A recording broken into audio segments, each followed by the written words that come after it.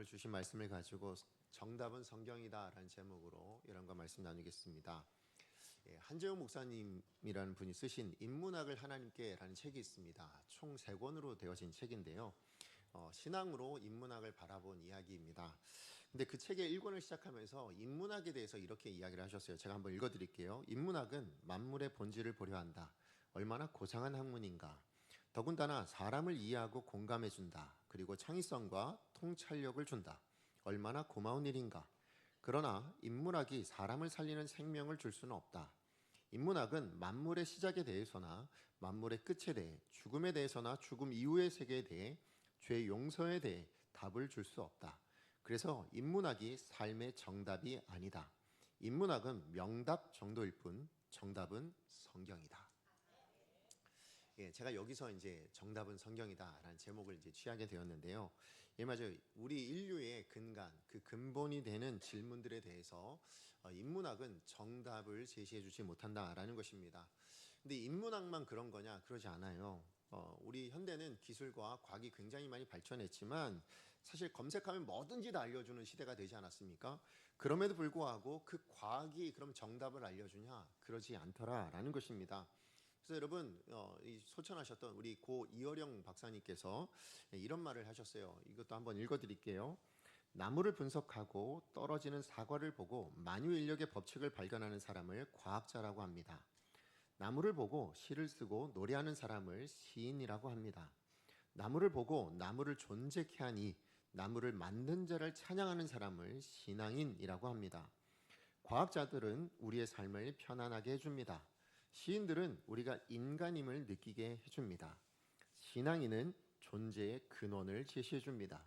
존재하는 것은 눈에 보이지만 그것을 존재하게 하는 것은 눈으로 볼 수가 없습니다. 그러면서 히브리서 11장 3절 말씀을 인용하셨는데요. 우리 이 말씀도 같이 한번 읽어보겠습니다. 시작. 믿음으로 모든 세계가 하나님의 말씀으로 지어진 줄을 우리가 아나니 보이는 것은 나타난 것으로 말미암아 된 것이 아니니라. 아멘. 맞아요. 보이는 것, 우리가 존재하는 이 모든 것은 지금 눈에 보이는 어떤 것으로 되어 있고 존재하고 있는 것이 아니라 보이지 않는 무엇, 그것이 무엇입니까? 우리는 믿습니다. 하나님이 하셨다라는 것을요. 맞아요. 인문학이든 철학이든 기술이든 과학이든 이 세상의 모든 것들은요, 사실 우리 인생이나 아니면 세상에 대해서 그 본질과 근원에 대한 답을 정말 열심히 찾고 있지만 중요한 것은 답을 찾을 수가 없습니다. 왜 그렇습니까? 유한한 인간이기 때문에 그렇다라는 거예요. 유한한 인간은요, 오직 천지를 창조하신 하나님이 알려주실 때 비로소 뭐예요? 그 답을 알 수 있는 존재이기 때문에 그렇습니다. 그러므로 믿음을 통해서만 우리는 세상의 어떤 학문이나 기술이나 과학도 알려줄 수 없는 그 답을 확인할 수 있게 되어진다라는 것입니다. 오늘 본문의 얘기가 바로 그 얘기입니다. 우리가 지난주에 나눠봤듯이 우리 아덴에 홀로 남아있던 이 사도 바울이요, 당대 정말 위대한 걸작품들이죠. 그것들이 즐비했던 그 화려한 아덴이라는 도시를 바라보면서 거기에 감탄하거나 아니면 거기에 반대로 주눅들거나 하지 않고 오히려 하나님 아버지의 마음을 가지고 격분하였노라 라고 말씀을 드렸습니다. 왜요? 그 수많은 우상들을 가지고 헛된 것을 쫓아 살아가고 있는 그 사람들에 대한 애타는 마음 때문에 그렇다라는 거죠. 그런데 사도 바울은 그 끓어오르는 그 격분을 무엇으로 해요? 어떤 과격한 어떤 언행, 어떤 행동 이런 것들로 한 것이 아니라 오직 복음을 증거하는 것으로 드러냈다라고 말씀을 드렸습니다. 너무 안타까워서요, 너무 격분한 마음으로 그래서 회당을 찾아가서 만나는 사람들마다 복음 증거하고요, 회당 가운데 뿐만 아니죠, 장터에 가서도 누구든지 만나면 뭐예요? 복음을 증거했노라 라고 말씀하시죠. 자, 그런데 그 아데니아 도시가 어떤 도시예요? 철학적으로 굉장히 뛰어난 거의 지도적인 위치에 있는 도시이다 보니 많은 철학자들이 있었겠죠. 자, 그런데 그 철학자들이 바울이 전하는 이 복음을 듣고는 사도 바울 뭐라고 조롱하냐면 말쟁이 이렇게 조롱했다라고 이야기합니다.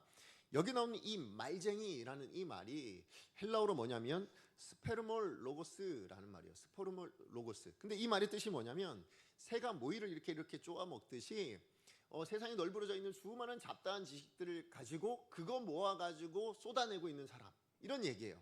다시 얘기하면 뭐냐면 쓸데없는 잡다한 지식만 늘어놓고 있는 사람, 이런 사람을 지금 말쟁이 이렇게 지금 얘기하고 있었다라는 거죠.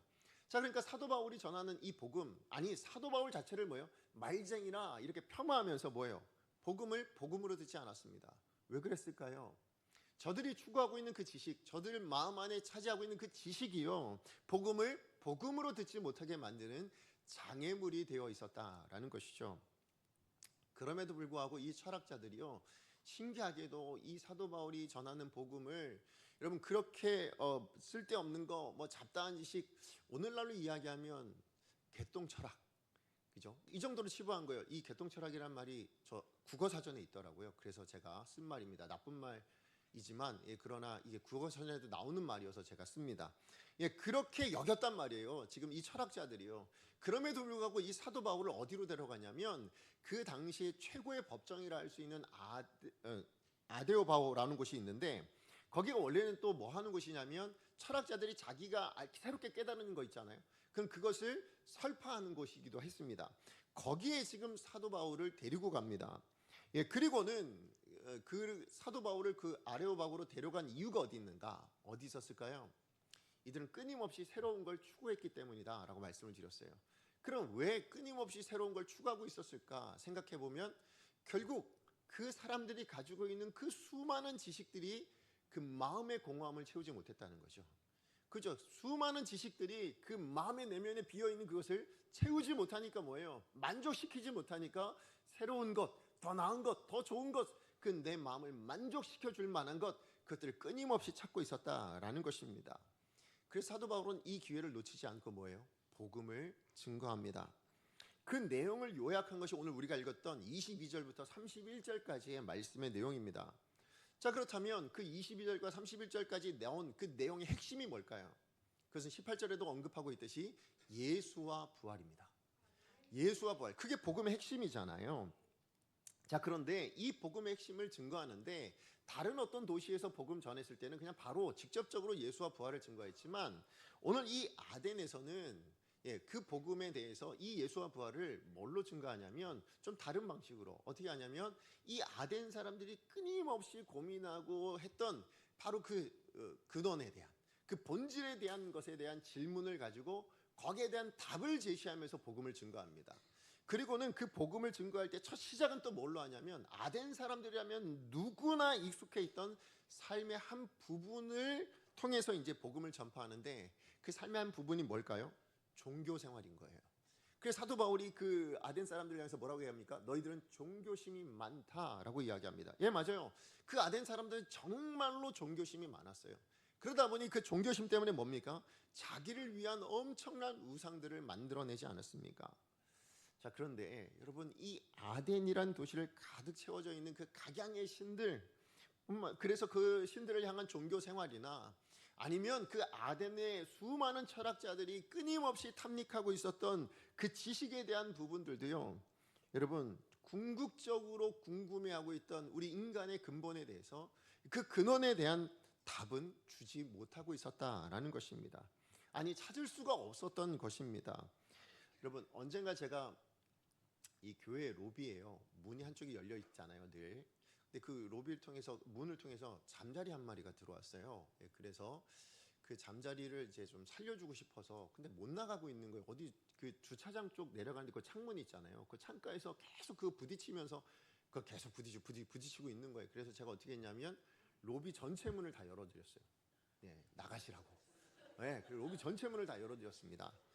그리고 이제 사무실 가서 잠깐 일을 보고 나왔는데, 잠깐 나왔는데도 불구하고 여전히 그 창문에 계속 부딪히면서 나가지를 못하는 거예요. 그래서 어떻게 했을까요? 제가 잡아서 보내드렸죠. 그랬습니다. 근데 여러분 아십니까? 여러분, 잠자리에는요, 곁눈, 혼눈 합쳐서 10,000개가 되는 눈이 있대요. 근데 그 10,000개의 눈이 있는데 불구하고 그 넓은 로비를 바라볼 수 있는 한 개의 눈이 없어서 죽어갈 수도 있었다라는 거죠. 오늘 아덴을 살고 있었던 사람들 뿐만 아니라 오늘 이 시대를 살고 있는 우리 세상의 사람들도 그렇지 않은가 싶은 생각이 듭니다. 정말 많은 지식이 있고 많은 문화가 있고 많은 기술들과 능력이 있지만, 그럼에도 불구하고 인생의 그 본질, 그 근본에 대한 진리를 바라볼 수 있는 그 단 하나의 눈이 없는 거예요. 그 단 하나의 눈이 없어서 죽어가는 존재가 오늘 이 시대의 이 사람들이라는 거죠. 아무리 많은 지식에 통달한 사람도요, 여러분 물에 빠지면 여러분 뭐가 필요한 거예요? 수영하는 법이 필요한 거예요. 그러니까 수영하는 법을 모르면 뭐예요? 아무리 많은 지식이 무슨 소용이 있습니까? 죽는 거죠. 예, 맞아요. 인간이 그런 존재라는 것입니다. 이처럼 세상에는요 정말 다양한 길이 많다고 이야기합니다. 그러나 그 모든 길은 생명을 향해 찾아가는 길이 아니라는 거예요. 예, 그 모든 것이 진리를 찾아가는 길 못하고 오히려 방황하게 만드는 그런 길이 되더라라는 것입니다. 그러다 보니 이 땅에 참 많은 사람들이 많은 것들을 누리고 살지만 중요한 건 뭐예요? 잘못된 길을 가고 있는 겁니다. 예, 정말 허망한 것에 빠져서 죽어갈 수밖에 없다라는 것이죠. 그것이 너무 안타까워서 사도 바울이 뭐예요? 정답을 제시해 주려고 하는 거죠. 그게 복음이라고 이야기하는 거죠. 그래서 복음에 그 답이 있다고 선언해 줍니다. 우리 23절 말씀 같이 한번 읽어보겠습니다. 시작. 내가 두루 다니며 너희가 위하는 것들을 보다가 알지 못하는 신에게라고 새긴 단도 보았으니 그런즉 너희가 알지 못하고 위하는 그것을 내가 너희에게 알게 하리라.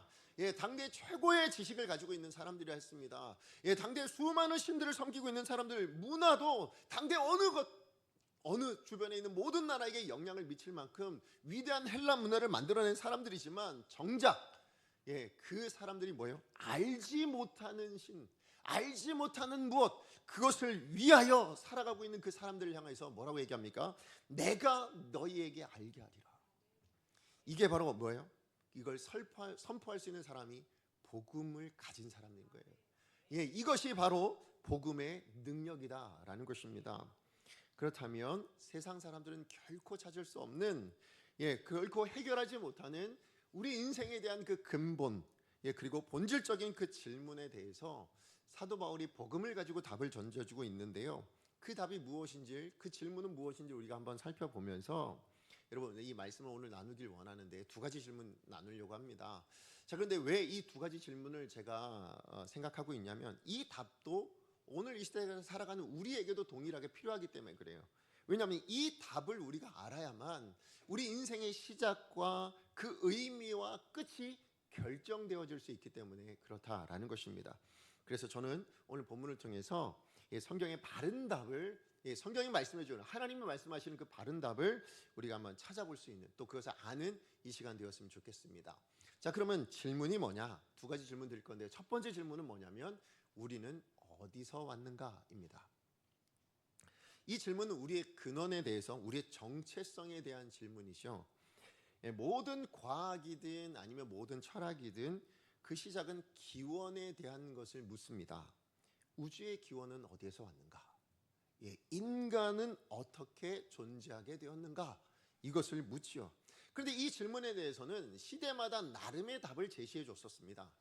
여러분, 우리 과거에 우리 신화에 따르면 뭐예요? 여러분, 인간은 어떻게 존재하게 되었는가라는 것에 하늘의 신과 대지의 신이 만났을 때 거기서 그 만남에서 인간이 나왔습니다. 이렇게 얘기해요.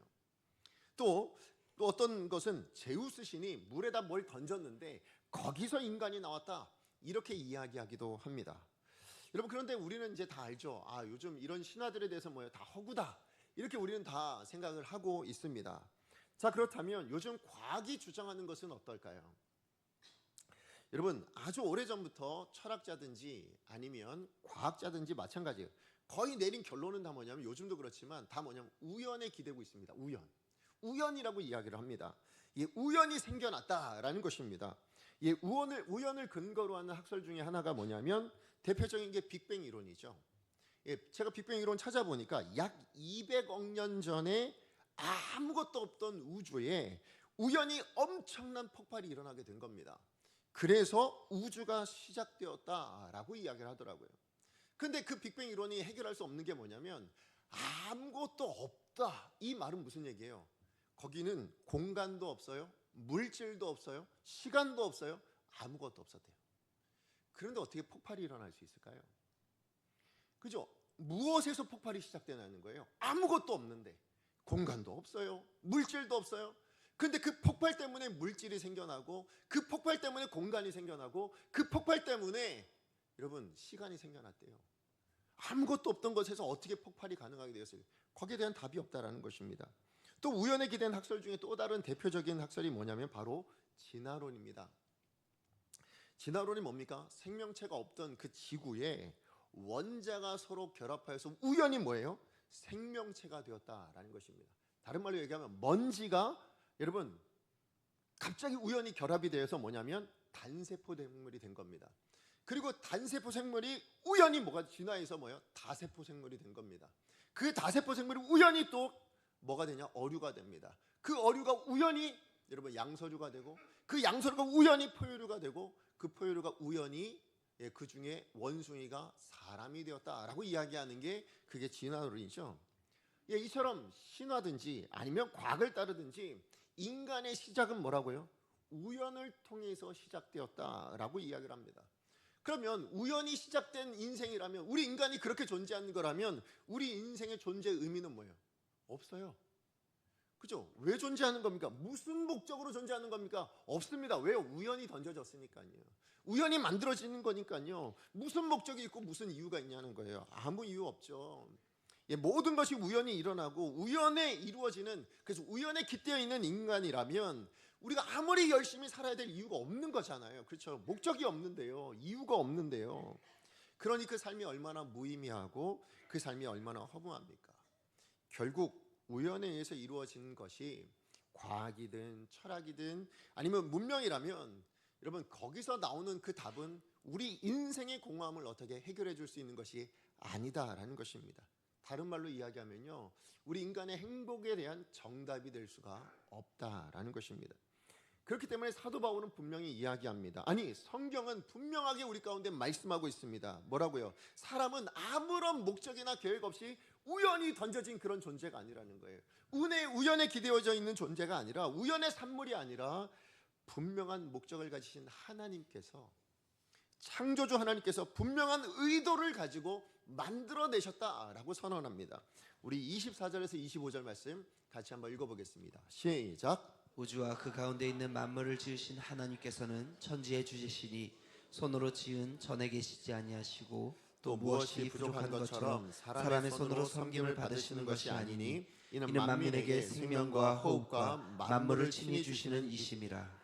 여러분, 창조주 하나님이 만드셨대요. 여러분, 만드셨다라는 것은 분명한 목적이 있다는 거 아니에요? 그죠? 아무 이유 없이 그냥 만드는 게 아니잖아요. 분명히 어떤 의도를 가지고, 목적을 가지고 계획이 있었기 때문에 뭐예요? 만드는 거잖아요. 하나님께서는 우리 인생을, 이 땅에 있는 온 우주 만물을요, 하나님의 분명한 목적과 의도를 가지고 만드셨대요. 그리고 그 만민에게 그 목적과 의도대로 뭐예요? 생명도 주셨고 호흡도 주셨고, 더 나아가서 뭐예요? 만드신 그 만물까지도 주셨노라고 그렇게 말씀하고 있는 것입니다. 그렇게 만물을 창조하신 하나님께서요, 그 만물을 우리 가운데 주시는데, 그 우리는 어떻게 지으셨다고 얘기하냐면 그 목적과 사명을 따라서 하나님의 형상으로 지었다라고 이야기합니다. 28절에서 29절 말씀 같이 한번 읽어보겠습니다. 시작. 우리가 그를 힘입어 살며 기동하며 존재하느니라. 너희 시인 중에 어떤 사람들의 말과 같이 우리가 그의 소생이라 하니 이와 같이 하나님의 소생이 되었은즉 하나님은 금이나 은이나 돌에다 사람의 기술과 고안으로 새긴 것들과 같이 여길 것이 아니니라. 우리가 그의 소생이라. 사실 이 말은요, 사도 바울이 직접 생각해서 한 말은 아니고요, 그 당시에 헬라에서는 너무나도 유명한 시의 한 부분이었습니다. 헬라 시인이었던 아라투스가 지은 페노메나라는 시가 있는데, 거기에 제우스를 바라보며 그 제우스의 소생이다, 이런 표현으로 쓰려고 했던 식구예요. 근데 그 식구를 인용하면서 지금 사도 바울이 뭘 얘기하냐, 그게 제우스가 아니라 누구라는 거예요? 하나님이라는 거예요. 그래서 우리는 그의 소생이라, 다른 말로 뭐예요? 하나님의 소생이라, 그렇게 이야기를 하는 것입니다. 예, 맞아요. 우리 모두는 이 땅에 어떤 인간이든 누구라도 할 것 없이 뭐냐, 우리는 다 하나님의 형상으로 지음받은 하나님의 소생이다, 그렇게 말씀하고 있는 거죠. 예, 맞아요. 사람은요, 그냥 우연히 되어진 존재가 아닙니다. 하나님께서 형상을 따라 지음받은 하나님의 자녀들이라는 것입니다. 우리가 그의 소생이라. 여러분, 하나님의 소생이 되었다, 이 말은 내 인생이 우연히 되어진 것도 아니다, 또 그렇기 때문에 뭐예요? 내 인생을 전적으로 내가 책임져야 되는 존재도 아니다라는 의미가 듭니다. 무슨 얘기냐면, 나를 창조하시고 그래서 내 주인이 창조주잖아요. 나의 주인이 되어주신 그분께서 지금도 뭐 하시는 거예요? 주인이시니까 다스려 주시는 거죠. 다스려 주신다는 얘기는 뭐예요? 단순히 시킨다 이런 의미가 아니잖아요. 지키고 보호하신다라는 의미도 있는 겁니다. 예, 그리고 그 모든 일에 대한 책임은 누구의 책임이에요? 하나님이 져주신다라는 거잖아요. 예, 맞아요. 그렇게 우리를 다스리시고 지키시고 보호하시는 분이 있는 사람들, 그게 뭐예요? 하나님이 창조하신 하나님의 소생들이라는 거죠. 그렇기 때문에 여러분 28절 시작을 뭐라고 얘기합니까? 우리가 그를 힘입어 살며 기동하며 존재하느니라. 누가요? 우리 사람이 그렇다고요. 그가 누구입니까? 주님이신 거예요. 하나님이신 거예요. 이게 얼마나 큰 위로가 되고 힘이 됩니까? 그죠? 우리 힘대로가 아니라 하나님의 힘으로 뭐예요? 힘입어서 사는 사람들. 그래서 우리가 존재하는 사람들, 그러니까 우리는 세상에 우연히 던져진 존재가 아니라는 겁니다. 이 던져졌다라는 이 말이요, 사실 하이데거라는 철학자가 썼어요. 근데 언제 썼냐면 우리가 어디로 와서 어디로 가는지 모르고 내던져진 존재라는 것이 불안의 근본 이유다라고 하이데거라는 철학자가 얘기했대요. 잘 말했죠. 예, 맞아요. 우리가 내던져진 존재라면 뭐예요? 우린 불안하게 살 수밖에 없는 거예요. 왜요? 어떻게 될지 모르니까.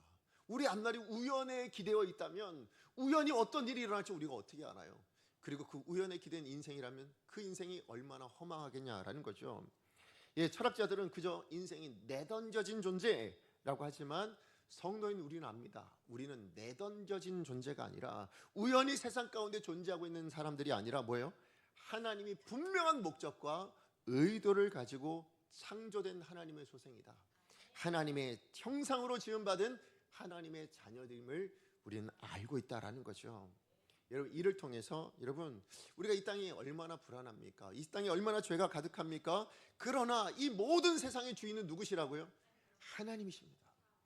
우리를 창조하신, 예, 우리를 자기 소생으로 삼아주신 그 하나님이 주인이시라면 그 하나님을 힘입어 우리 이 땅을 뭐요? 당당하게 살아갈 수 있겠죠. 그리고 기도할 수 있는 이유가 됩니다. 그렇죠? 하나님 앞에 기대면 되니까. 그것이 기도이지 않습니까? 그렇게 하나님 앞에 하나님을 힘입어, 예, 그로 말미암아 뭐요? 기동하며 존재하는 저와 여러분 되어지기를 간절히 소망합니다. 자, 그런가 하면 두 번째 질문은 뭔가 하면 우리는 어디로 가고 있는가예요. 우리는 어디로 가고 있는가? 예, 이것은 인생의 결론과 방향에 대한 질문이죠. 여러분, 우리는 어디로 가고 있습니까? 우리는 어떻게 존재했어요? 사실 부모님께로부터 태어났죠, 그죠? 그리고 이제 우리가 삶을 시작하게 되어집니다. 그리고 매일매일 자라다가 시간이 흐르고 그 시간들이 모여서 뭐가 됩니까? 세월이 됩니다. 그렇게 우린 세월이 지나가고 있죠. 그리고 그렇게 우리 한 사람 한 사람의 세월이 다 모이면 뭐가 될까요? 인류의 역사가 됩니다. 그죠? 인류의 역사가 되는 거예요. 자, 그렇다면 우리 그렇게 흘러가고 있는 그 세월이나 이 역사는 과연 어딜 향해서 가고 있냐는 거죠. 그 질문을 묻고 있는 겁니다. 분명히 흘러가고는 있는데, 분명 어딘가 가고 있는데 그게 어딜 향해 가고 있냐는 거예요. 대다수의 사람들은요, 어딜 향해 가는지를 몰라요. 예, 그래서 뭐예요? 미래에 대한 막연한 두려움을 갖습니다. 왜요? 미래는 모르니까. 알 수가 없으니까요. 그러니까 이 두려움을 해소하고자 해서 많은 사람들이 뭐예요? 점쟁이 찾아가는 거잖아요. 어떻게 해야 될까? 어떻게 이래야 될까? 저래야 될까? 모르는 거예요. 예, 점쟁이 찾아가는 않는 분들도 종종 하는 게 뭐예요? 여러분 뭐죠? 운세 같은 거 보시잖아요. 그래갖고 미래를 예측해 보려고 하죠. 근데 중요한 것은 많은 사람들이 용하다는 사람들이 예측해 주지만 예측된 대로 살던가요? 그러지 않아요. 여러분의 인생을 여러분이 계획하신 대로 다 사라지던가요? 그러지 않아요. 여러분이 계획하신 대로 사셨으면 여기 다 성공하셨겠죠. 우리 모두 성공자로 여기 서 있을 겁니다. 근데 우리는 계획대로 되지 않는다는 걸 압니다. 왜요? 계획은 하지만 중요한 것은 계획한 대로 살아낼 능력이 없는 사람들이 저희거든요. 그러다 보니 어떤 사람들은 그렇게 모르니까 어떻게 하기로 했냐면 인생은 돌고 도는 것이다 라고 이야기합니다. 불교적인 용어로 뭐라고 해요? 윤회라고 이야기하죠. 윤회가 뭐예요? 사람은 죽어도 다시 태어나 생을 반복한다라는 것입니다. 이것을 역사적으로 갖고 오면 뭐가 되냐면 순환론적 사관이라고 이야기합니다. 순환론적 역사관 이렇게 이야기하거든요. 근데 이 순환론적 역사관이나 윤회나 문제가 뭐냐면 이게 돌고 도는 거라면 뭐가 없어지냐면 목적이 없어져요. 그죠? 그냥 다람쥐 쳇바퀴 살듯이 그냥 이렇게 돌고 도는 것이란 무슨 목적이 필요합니까? 아무런 목적이 없잖아요. 그렇죠? 예, 맞아요. 목적이 필요가 없는 게 순환론적 사고예요. 윤회의 모습이라는 것입니다. 그런가 하면 또 그래서 어떤 분들은 뭐라 하냐, 인생은 죽으면 끝난다, 이렇게 이야기하시는 분들도 계십니다. 자, 그런데 오늘 본문에 등장하는 이 두 가지 유명한 학파가 나오죠. 에피쿠로스 학파가 나오고 또 한 것은 스토아 학파가 나옵니다. 자, 그런데 오늘 본문에 등장하는 이 에피쿠로스 학파가 이 스토아 학파나 비슷하게 그런 얘기를 하고 있어요. 뭐냐면 인생은 죽으면 끝난다. 근데 조금 다르게 이야기하는데, 에피쿠로스 학파는 뭐라고 얘기하냐면 사람이 우연히 태어나 이 땅을 즐기다가 결국 의식이 소멸한다, 이렇게 이야기해요. 자, 그러니까 우리의 의식이 소멸하고 없어지는 거니까 죽음 자체를 두려워할 필요가 없다는 거예요. 그냥 의식이 소멸하는 게 죽음이니까 그 죽음을 두려워하지 말라. 그러니까 그 죽음 자체를 신경 쓰지 말고 뭐 하러 가냐면 오늘을 그냥 즐기며 살아라, 이렇게 얘기해요. 그래서 이 에피쿠로스 학파가 쾌락주의라고 이야기하기도 합니다. 그러니까 그냥 네 마음대로 원하는 대로 그렇게 즐기면 살아, 이거예요. 왜요? 죽으면 끝이니까. 자, 그런가 하면 이 스토아 학파 사람들은요, 죽으면 사람의 존재는 그대로 소멸한다라고 생각을 했어요. 죽으면 존재가 아예 사라지는 거니까 죽음 그 자체는 뭐냐, 우리가 어찌 할 수 없다. 그러니까 뭐예요? 운명으로 받아들여라, 그렇게 이야기를 하고 있는 것이죠. 자, 그런데요, 사도 바울 오늘 본문의 성경은 분명하게 이야기합니다. 예, 우리네 인생은 그냥 돌고 도는 것이다. 아니, 어떻게 보면 죽음으로 끝나는 것이다, 그렇게 이야기하지 않아요. 오히려 뭐라고 얘기하냐면 영원한 분명한 지향점이 있다는 거예요. 그리고 그 지향점은 뭐라고 해요? 다시 한번 얘기하자면 죽음이 아니에요. 그 지향점이 죽음이 아니라, 그 죽음으로 끝나는 것이 아니라 그 죽음 너머에 영원한 나라, 영원한 생명이 있다라고 이야기하는 것이죠. 예, 세상에서 우리 종말, 말세, 우리 보통 이야기하잖아요. 예, 그거 다 뭘 얘기하는 겁니까? 끝이라고 이야기하는 거죠. 그죠? 세상이든 인간이든 끝나는 날, 그걸 종말이라고 표현합니다. 그러나 기독교의 종말은 다릅니다. 끝이 아닙니다. 여러분, 기독교의 종말은 뭐냐? 기독교가 말하는 종말의 날은 어느 날이냐? 하나님의 뜻이 완성되어지는 날이 종말입니다. 다시 얘기해서 죄의 모든 권세를 다 이기시고요, 그래서 그 모든 권세를 다 제거하시고 예수님 안에서 복음, 그 약속으로 주신 그 하나님의 모든 뜻이 이루어지는 하나님의 나라요, 그 나라가 완성되어지는 날, 그 날이 종말이라고 이야기하는 날입니다. 그 완성하시는 영원한 하나님의 나라를 위해서 우리 모두가 다 그것을 누리게 하시기 위해서 주신 것이 뭐예요? 예수님의 죽으심과 부활하심이에요. 그래서 31절 말씀 같이 한번 읽어보겠습니다. 시작. 이는 정하신 사람으로 하여금 천하를 공의로 심판할 날을 작정하시고 이에 그를 죽은 자 가운데서 다시 살리신 것으로 모든 사람에게 믿을 만한 증거를 주셨음이니라 하니라. 네, 죽음, 그것이 끝이 아니래요. 그래서 그 죽음에 대한 답으로 주신 게 뭐라고요? 죽음, 그 이유가 있대요. 그것을 뭐라고 표현했습니까? 심판할 날, 종말, 그것을 이야기하고 있습니다. 그런데 그것으로 우린 끝나지 않는다는 겁니다. 뭐라고 얘기합니까? 그 죽음에 대한 답이 부활이라고 말씀하고 있는 겁니다. 예, 다시 얘기하면 부활이 하나님이 죽음에 대한 답으로 주신 거예요. 예, 우리가 끝이라고 여기는 이 죽음 이후에 누릴 영원한 생명, 그분의 나라, 천국에 대한 분명한 증거로 주신 게 뭐라고요? 그게 부활이라는 겁니다. 우린 죽음으로 끝나지 않는다. 죽음 그 너머가 있다라는 것을 증거해 주신 것이 부활이라는 것이죠. 예, 예수님은 실제로 그래서 우리 역사 안으로 들어오셨죠. 우리 세상 안으로 들어오신 거예요. 그래서 세상 많은 사람들도 예수님이 이 땅에 존재하신 것, 그리고 예수님의 십자가에 죽으신 것 다 인정합니다. 그래서 우리가 역사를 구분할 때요, 그죠? AD, BC를 구분할 때 그게 다 뭐예요? 예수님이시잖아요. 예, 그러니까 예수님이 이 땅에 존재한다는 건 누구나 다 인정합니다. 그런데 믿는 우리는요, 거기서 더 나아가야 하는 거예요. 뭘 더 나아갑니까? 십자가에 달려 죽으신 그 예수님을 하나님께서 어떻게 하셨다고요? 다시 살리셨다. 예, 그 다시 살리심으로 뭐예요? 영원한 생명과 천국에 대한 소망을 확증시켜 주셨다. 그리고 죽음을 이기게 하셨다. 그래서 초대교회로부터 지금까지 수많은 이 믿음을 가지고 있는 사람들이 뭐예요? 자기의 생명을 걸고 복음 증거하고 있잖아요. 오늘 본문의 사도 바울도 뭡니까? 이 분명한 믿음 가지고 그것을 자기의 삶의 목표로 삼아서 뭐예요? 그 목표가 분명하잖아요. 하나님의 나라가 있다. 그러니까 뭐예요? 자기의 생애를 바치죠. 그래서 복음을 증거하는 삶을 살아내고 있더라라는 것입니다. 그래요. 우리는 우리 인생의 끝이 무엇인지를 아는 사람들이에요. 우리의 끝이 어딜 향해 가고 있는지를 아는 사람들입니다. 예, 그러니까 그 끝을 향해서 하나님은 지금도 뭐 하고 계세요? 일하고 계신다. 하나님 지금도 우리를 위해서 역사하고 계신다라는 것을 아니까 우리는 오늘을 무의미하게 살지 않아요. 왜요? 우리는 그 내일에 있을 그 천국을 바라보면서 오늘을 사는 사람들이죠.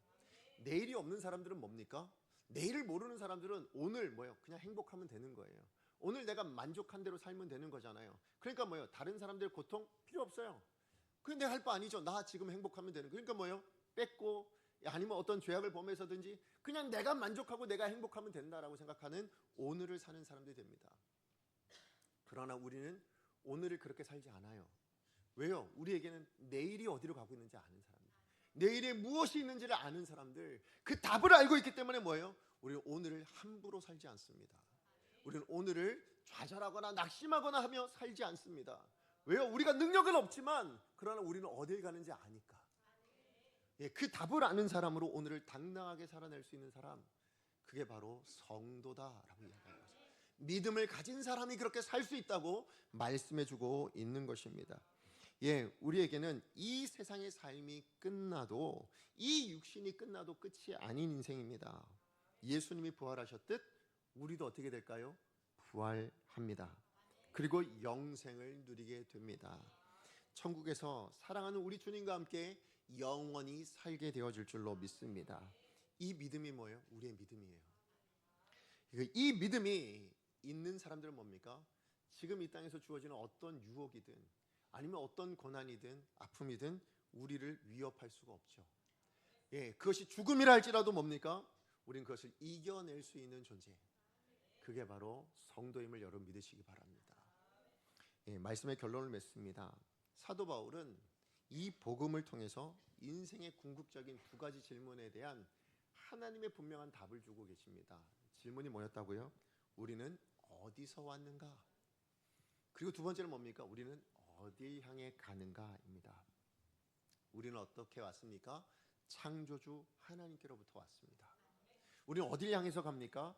하나님의 영원한 나라를 향해서 가는 존재입니다.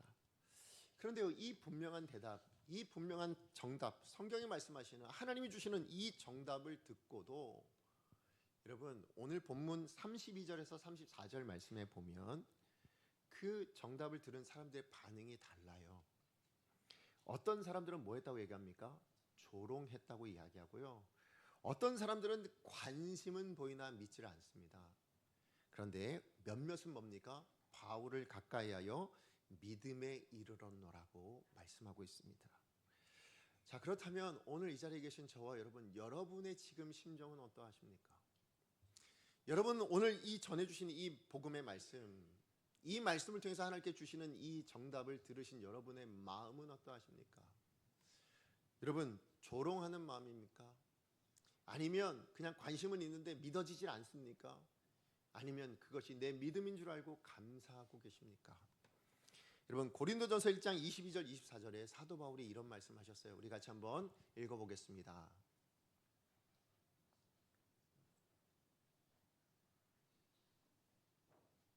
네, 읽어보겠습니다. 시작.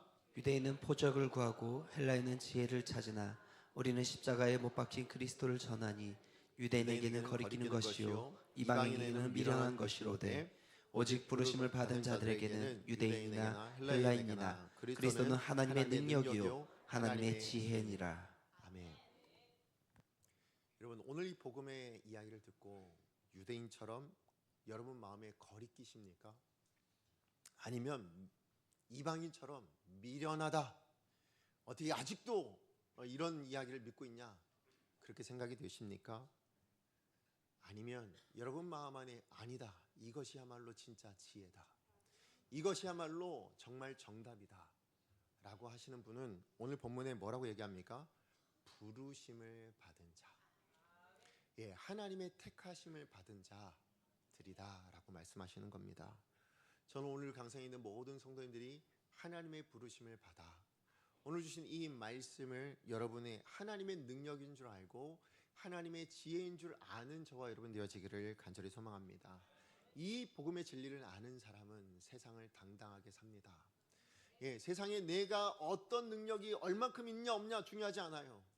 예, 지금 내 모습이 어떠한가 중요하지 않습니다. 지금 세상이 나에게 어떤 모습으로 다가와 있는지 중요하지 않습니다. 왜요? 우리에게는 어디로 가야 될 사람들인지 아니까. 그걸 아는 자로 오늘을 당당하게 살아낼 수 있는 사람들, 그것이 부르심을 받은 하나님의 소생들인 겁니다.